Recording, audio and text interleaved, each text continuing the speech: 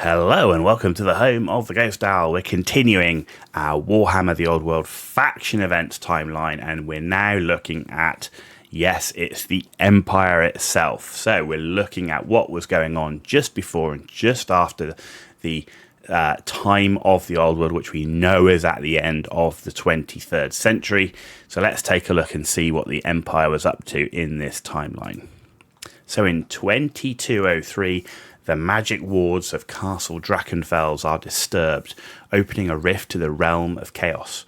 A host of demons pours through and utterly destroys the towns of Bogenhafen and Ubersreich. 2302 to 2304, the Great War against Chaos.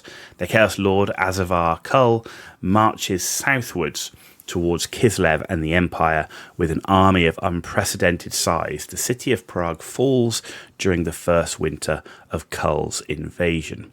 So you can see here there is absolutely nothing going on in the Empire from the Army Book events timeline, at least for virtually the entire of the 23rd century, though we do know, of course, it is the War of the Three Emperors, and we know that obviously the Old World is going to massively expand upon events going on in this timeline, but from previous lore timelines, it was pretty empty. In 2303 to 2369, Magnus the Pious of Nuln unites the warring states of the Empire, defeats the Chaos armies at the gates of Kislev, and is elected Emperor.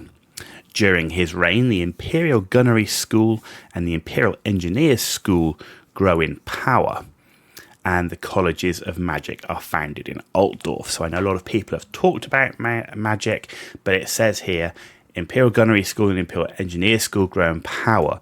Therefore, during the time of the Old World, there should be the Imperial Gunnery School and Engineers School exist already. But what we do know, as has been said several times in lots of other videos and things that I've made as well, the colleges of magic don't exist yet. So how magic is going to be in the Empire should be a sort of a hedge wizard type of thing, that wizards are kind of tolerated, but they're not really part, and obviously there's still a lot of hatred against wizards and sorcerers as well. So that's exactly what we've got here in the Empire timeline taken from their army book. Next up is 2308. Following the Empire's victory against the Bretonnians at the Battle of Paravon, a battalion of Nordlanders are mistakenly attacked by a relief army of over-eager Sturlanders, who have heard tales of brightly clothed foreigners with funny accents invading their lands.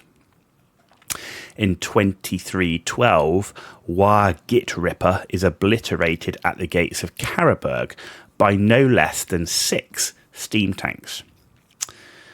At 2370, at the behest of the elected Count of Middelland, a vast army of the Empire's soldiers and artillery ventures into the Middle Mountains to reclaim Brass Keep from the warriors of chaos. The army is never seen again. So from this, we do know that the Empire and Bretonnians did fight. We can maybe expect certainly that in Warhammer the Old World, but we also know that steam tanks will be in the Old World, will they get rules? They definitely existed during the time of the Old World. As we can see here, there were no less than 6 at the gates of Karaburg alone, so there are certainly enough that they could be included. So I would certainly expect steam tanks to get rules in Warhammer the Old World. They were definitely in the timeline. So there you go, that brings us to the end of the events of the Empire. As I've said, it's pretty light during the 23rd century, and I'm sure that's going to be massively filled up once we start getting some of the lore stuff coming out for Warhammer the Old World, set in what has been in the past an incredibly quiet century. If you enjoyed the video and found it interesting, give it a thumbs up. If you didn't know, give it a thumbs down. Let me know why in the comments down below. And please hit that subscribe button. It's free for you to do, and it means a massive amount for me, so thank you for that in advance. You've been watching The Ghost Owl.